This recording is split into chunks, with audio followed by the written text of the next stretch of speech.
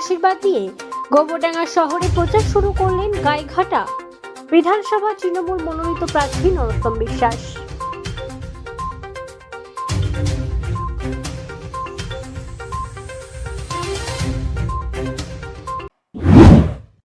আমি নিজে ভালো থাকবো, গোবরডাঙ্গাবাসী ভালো থাকবে, গাইঘাটাবাসী ভালো থাকবে এবং পশ্চিমবঙ্গবাসী ভালো থাকবে। মন্দিরের মধ্যে রাজনৈতিক কথা আমি নিজেও বলতে চাইছি না, তারপরেও এটুকু বলি, বাংলার মানবিক মুখ্যমন্ত্রী চতুর্থবার মুখ্যমন্ত্রী হচ্ছে, এতে কোনো সংশয় নেই। এবং সাথে সাথে সেইখানে 97 গাইঘাটা এবার জিতবে। আচ্ছা, গতবার তো প্রায় 10,000 ভোটে কম ছিল, একই প্রার্থী আপনি ছিলেন, বিধায়ক বর্তমানে সেও রয়েছে প্রার্থী। অনেক সময় দেখেছি এমন একই হয়েছে, সমস্ত কিছু একই রকম চলেছে, কিন্তু হিসাব পাল্টে গেছে।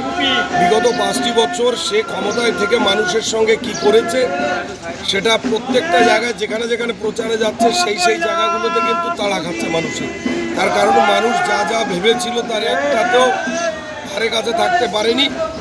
অতএব উন্নয়নের নিরিখে আমরা যদি দেখতে পাই, বাংলার মানবিক মুখ্যমন্ত্রীর হাত ধরে গাইঘাটার উন্নয়ন চলেছিল, হচ্ছিল, সবই হয়েছে, কিন্তু একজন এমএলএর থেকে যেটা পাওনা তার কোনো কিছুই পায়নি। অতএব এই 97 গাইঘাটা না, এই বনগাঁর সমস্ত সিট এবার পুনরুদ্ধার হবে।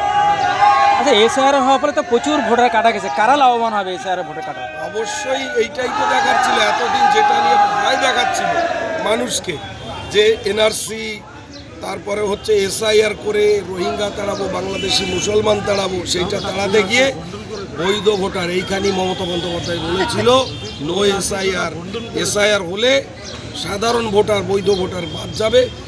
তার নিরিখে বলছে এবার ধুয়ে মুছে সাফ করে দেবে মানুষ। তাহলে লাভবান কারা হবে?